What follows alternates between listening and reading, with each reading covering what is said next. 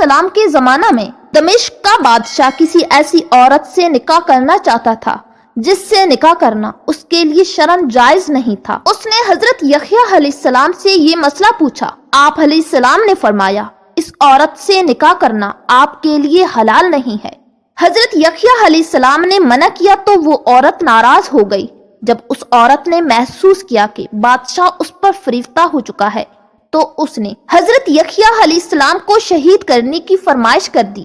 بسم اللہ الرحمن الرحیم۔ السلام علیکم۔ حضرت یحییٰ علیہ السلام ایک جلیل القدر پیغمبر تھے۔ آپ علیہ السلام حضرت زکریا علیہ السلام کے بیٹے تھے۔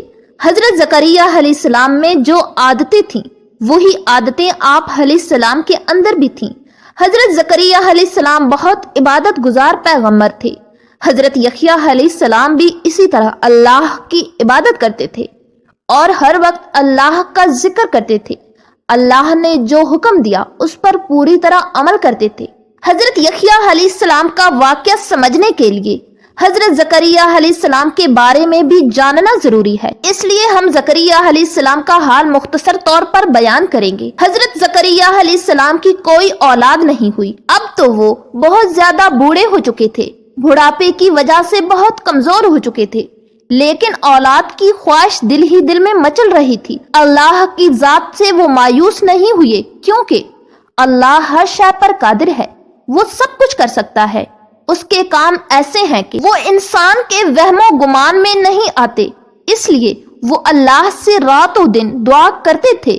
آخر اللہ نے ان کی سن ہی لی، دعا قبول ہوئی۔ انہیں بشارت ہوئی کہ مایوس نہ ہو، بیٹا ہوگا، اس کا نام یحییٰ رکھنا۔ کسی بھی مایوس انسان کے لیے اس سے بڑی خوشخبری اور کیا ہو سکتی ہے؟ اس نے جو مانگا اسے مل رہی ہے۔ بشارت سن کر حضرت زکریا علیہ السلام بھی خوش ہوئے۔ بشارت ملنے کے کچھ عرصہ بعد ان کی مراد پوری ہوئی، ان کے بیٹا ہوا۔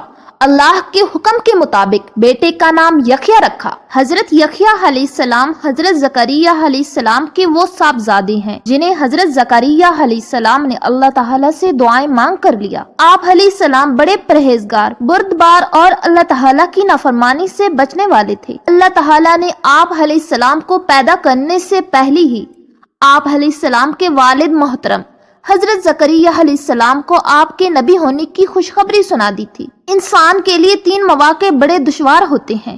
اللہ تعالیٰ نے ان 3 دشوار مواقع پر بھی حضرت یحییٰ علیہ السلام کو سلامتی اور امن کی بشارت سنائی۔ پیدا ہونے کا موقع، فوت ہونے کا اور دوبارہ زندہ ہونے کا فرمان الہی ہے۔ اللہ سبحانہ و تعالیٰ نے فرمایا، اے یحییٰ، کتاب کو مضبوطی سے تھام لو، اور ہم نے اسے بچپن ہی سے دانائی عطا فرما دی تھی اور اپنے پاس سے انہیں رحم دلی اور پاکیزگی عطا فرمائی تھی۔ وہ بڑے پرہیزگار تھے اور اپنے والدین سے اچھا سلوک کرنے والے تھے۔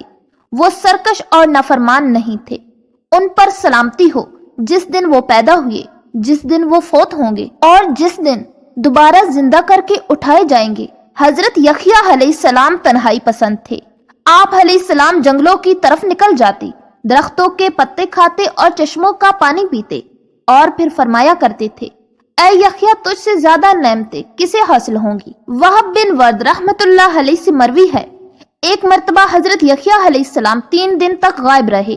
آپ علیہ السلام کے والد محترم حضرت زکریا علیہ السلام تلاش میں جنگل کی طرف نکل گئے تو دیکھا کہ ایک کھودی ہوئی قبر کے پاس آپ علیہ السلام کھڑے ہو کر آہو بقا میں مصروف ہیں۔ حضرت زکریا علیہ السلام نے فرمایا، بیٹا، میں تمہیں 3 دن سے تلاش کر رہا ہوں اور تم یہاں قبر پر کھڑے رو رہے ہو۔ حضرت یحییٰ علیہ السلام نے عرض کیا، اے ابو جان، آپ ہی نے تو مجھے بتایا تھا کہ جنت اور جہنم کے درمیان ایک طویل فاصلہ ہے جو صرف آنسوؤں کی مدد سے طے ہو سکتا ہے۔ یہ سنتے ہی حضرت زکریا علیہ السلام نے فرمایا، جی ہاں بیٹا، پھر خوب رو لو۔ باپ اور بیٹا دونوں مل کر آخرت کو یاد کر کے کافی دیر وہاں روتے رہے۔ فرمان الہی ہے۔ یہ لوگ حضرت زکریا اور حضرت یحییٰ علیہ السلام نیک کاموں کی طرف جلدی کرتے تھے، ہمیں شوق اور خوف سے پکارتے تھے اور ہمارے سامنے عاجزی کرنے والے تھے۔ جو شخص اپنے رب کے سامنے کھڑا ہونے سے ڈرتا رہا اور اس نے اپنے نفس کو بری خواہش سے روکے رکھا تو بے شک اس کا ٹھکانہ جنت ہی ہے۔ رسول اکرم صلی اللہ علیہ وآلہ وسلم نے فرمایا، اللہ تعالیٰ نے حضرت یحییٰ علیہ السلام کو حکم دیا کہ 5 باتوں پر عمل کرو اور بنی اسرائیل کو بھی ان پر عمل کرنے کی تلقین کرو۔ یحییٰ علیہ السلام کو اس حکم پر عمل کرنے میں کچھ تاخیر ہو گئی تو حضرت عیسیٰ علیہ السلام نے ان سے فرمایا کہ آپ کو 5 احکامات بنی اسرائیل کو پہنچانے کا حکم دیا گیا تھا، آپ انہیں یہ احکامات پہنچا دے یا میں پہنچا دیتا ہوں۔ حضرت یحییٰ علیہ السلام نے عرض کیا، اے بھائی جان، میں خود ہی پہنچا دیتا ہوں، اس لیے کہ مجھے اس بات کا ڈر ہے کہ اگر آپ نے مجھ سے پہلے یہ احکامات بنی اسرائیل کو پہنچا دیے تو اللہ تعالیٰ مجھے سزا دیں گے۔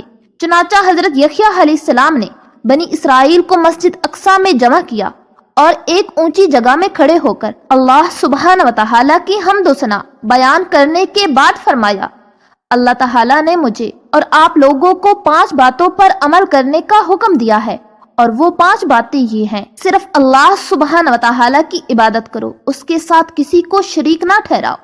شرک کی مثال اس غلام جیسی ہے جس کو اس کے مالک نے سونے یا چاندی کی عوض خریدا۔ وہ غلام کام تو کرتا ہے لیکن کمائی کی رقم اپنے آقا کے علاوہ کسی دوسرے کو دیتا ہے۔ اب بتاؤ، تم میں سے کوئی آدمی بھی اس بات کو پسند کرے گا کہ اس کا غلام ایسا ہو؟ اللہ تعالیٰ نے ہی تمہیں پیدا کیا اور وہی تمہیں رزق دیتا ہے، لہٰذا تم اسی اکیلے کی عبادت کرو اور اس کے ساتھ کسی کو شریک نہ ٹھہراؤ۔ تم خضوع و خشوع کے ساتھ نماز ادا کرو، کیونکہ جب تک تم نماز میں دوسری طرف متوجہ نہیں ہوتے، اللہ سبحانہ و تعالیٰ بھی تمہاری طرف برابر اپنی رضا و رحمت کے ساتھ متوجہ رہتا ہے۔ روزے رکھو، اس لیے کہ روزے دار کی مثال اس آدمی کی طرح ہے جو ایک جماعت میں بیٹھا ہو اور اس کے پاس مشک کی تھیلی ہو، وہ مشک اسے بھی اور اس کے ساتھیوں کو بھی خوشبو سے معطر کرتا رہے، اور روزے دار کے منہ کی بو کا خیال نہ کرو، اس لیے کہ اللہ سبحانہ و تعالیٰ کے نزدیک روزے دار کے منہ کی بو مشک کی خوشبو سے بھی زیادہ پاکیزہ ہے۔ اللہ سبحانہ و تعالیٰ کے عطا کردہ مال میں سے صدقہ دیا کرو، اس لیے کہ صدقہ دینے والے کی مثال اس آدمی کی طرح ہے جسے دشمنوں نے اچانک پکڑ لیا ہو اور اس کے ہاتھوں کو گردن سے باندھ کر مقتل کی طرف لے جا رہے ہوں۔ وہ نا امیدی کی حالت میں یہ کہے کہ کیا یہ ممکن ہے کہ میں مال دے کر اپنی جان چھڑا لوں، پھر وہ اپنی کچھ چیزیں فدیہ میں دے کر دشمنوں سے جان چھڑا لے۔ دن رات کثرت سے اللہ سبحانہ و تعالیٰ کا ذکر کیا کرو، اس لیے کہ ذکر کرنے والے آدمی کی مثال اس آدمی کی طرح ہے جس کا دشمن تیزی کے ساتھ پیچھا کر رہا ہو اور وہ آدمی بھاگ کر کسی مضبوط قلعہ میں پناہ حاصل کر کے دشمن سے محفوظ ہو جائے۔ بلا شبہ انسان کے سب سے بڑے دشمن شیطان کے مقابلے میں ذکر الہی میں مشغول ہو جانا ایک قلعہ میں محفوظ ہو جانے کی طرح ہے۔ معراج کے دوران آپ صلی اللہ علیہ وآلہ وسلم کی دوسرے آسمان پر حضرت یحییٰ اور عیسیٰ علیہ السلام سے ملاقات ہوئی۔ آپ صلی اللہ علیہ وآلہ وسلم نے انہیں سلام کیا، انہوں نے سلام کا جواب دیا، پھر آپ صلی اللہ علیہ وآلہ وسلم کو دونوں نے خوش آمدید کہا۔ حضرت یحییٰ علیہ السلام کے زمانہ میں دمشق کا بادشاہ کسی ایسی عورت سے نکاح کرنا چاہتا تھا جس سے نکاح کرنا اس کے لیے شرعاً جائز نہیں تھا۔ اس نے حضرت یحییٰ علیہ السلام سے یہ مسئلہ پوچھا، آپ علیہ السلام نے فرمایا، اس عورت سے نکاح کرنا آپ کے لیے حلال نہیں ہے۔ حضرت یحییٰ علیہ السلام نے منع کیا تو وہ عورت ناراض ہو گئی۔ جب اس عورت نے محسوس کیا کہ بادشاہ اس پر فریفتہ ہو چکا ہے تو اس نے حضرت یحییٰ علیہ السلام کو شہید کرنے کی فرمائش کر دی۔